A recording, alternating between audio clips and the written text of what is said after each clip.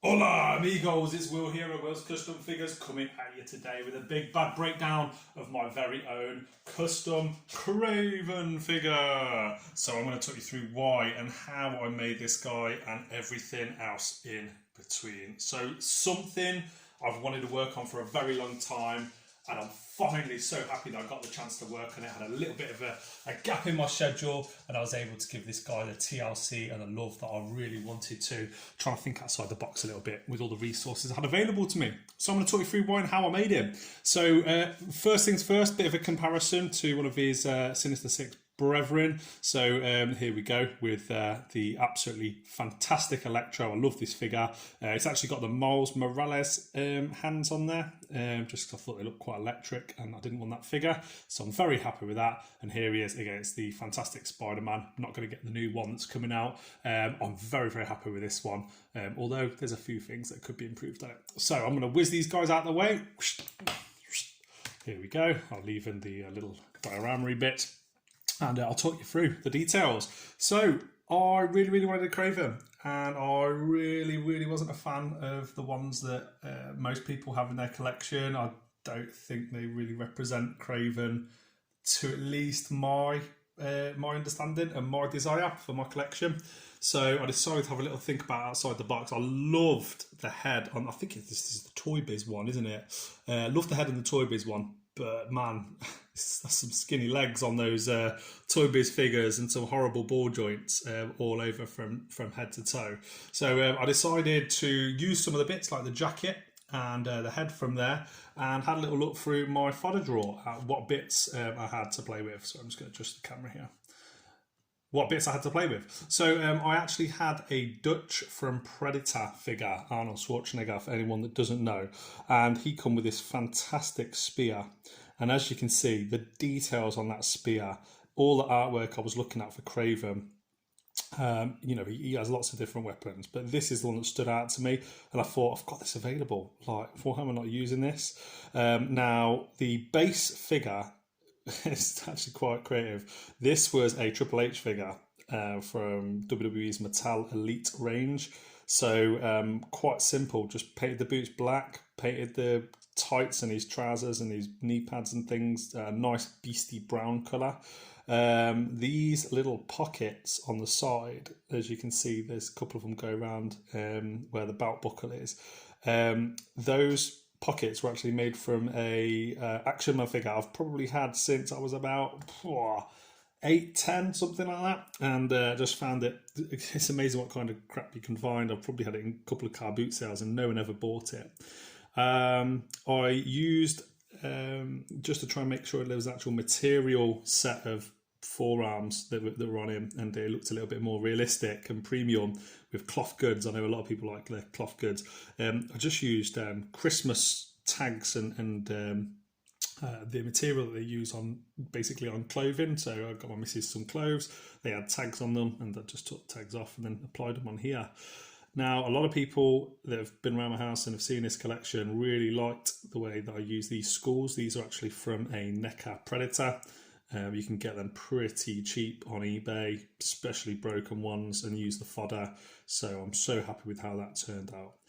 These shoulder armbands were made out of a elastic band. So I just got an elastic band and super glued them on there, and I'm so happy with how that turned out. This again is just a piece of material from a delivery of clothing that I had for Christmas for my missus. So I stuck that on there and then got a tooth and hand painted all of it. This jacket, absolutely fantastic, all hand painted. Did this jacket using the Toy Biz one, same as the head, and freshly painted, hand painted everything. I tried a few different techniques. I was going to add more detail on there, but I wanted to try to keep it simple in the end. And I gave a nice, I don't know if you can see that there, a nice little bit of dry brushing to accentuate his chest hairs. His facial hair. Now I'm just gonna free cam, so sorry if it's really bad quality and my hand's a bit shaky, but you can see a lot of detail went into this giant lion's mane, head all the way around to the back for this massive I don't know what you'd call it, I guess hood or feature on his coat, so I wanted to make sure I took the time to get that right. I noticed a lot of the figures that are out there. Sorry for the really terrible camera work here. I noticed that a lot of the Kraven figures out there really didn't have a very comic book style mane on the lion's mane from the jacket, and I wanted that to be probably the most defining factor of the whole figure. And for me, this is exactly what I had in mind. It continues into the design that was on the original Toy Biz one. And this guy, as you can see at the start of the video, fits in with your 6-inch scale pretty well. I see Kraven, to me, some people might think he's a little bit too big, but I see this guy as a tank. I see him as somebody that would be there and absolutely mess up his opponents, mess up a bunch of security guards or Spider-Man, and really be able to have the physical prowess to contend with your other villains, like, your Rhinos and your Kingpins and all these other fantastic characters that are out there. So hopefully you've enjoyed this video. It was my absolute pleasure getting to work on him. Articulation wise, like with any custom figure, the more you articulate him, the more he's going to crack and the more he's going to need paint work adjusted. But you can pretty much get him in any pose. That was important to me, but then you are going to have to do a few touch-ups with paint, so I'm not going to move him too much now. But the boots do move, the knees move, you do have the swivel at the top of the thigh cut there. He has the crunch, although the crunch is completely null and void because I had to glue this jacket on there. The arms do move, but they're hindered a little bit by these two bits that stick out on the jacket. He has elbow movement as well and a little bit of wrist movement, but I did restrict that a little bit in adding in the clothed goods. There is no head movement. Oh, no, there is, sorry, yeah, there is head movement. But yeah, again, I don't want to move it too much because otherwise I'm going to have to pop it off and fix it. However, I just wanted him looking really intimidating, evil and badass on my shelf, and he achieves the purpose, which I'm really, really happy with. Also, nice little feature, green eyes on the lion. He's got green eyes. I'll just zoom in on that for you so you can hopefully see up close. I thought that was a nice little feature. And you know what? This Toy Biz figure, old school as it is, out of date as it is, I think using all the resources I had available to me, I've probably done it a little bit of justice. And I personally wouldn't be purchasing another Kraven figure unless it's very, very high quality and really convinced me to do so. Just like the Shocker and some of the other fantastic releases these days. So guys, that's it from me. Thank you so much for watching. From myself, from Kraven the Hunter.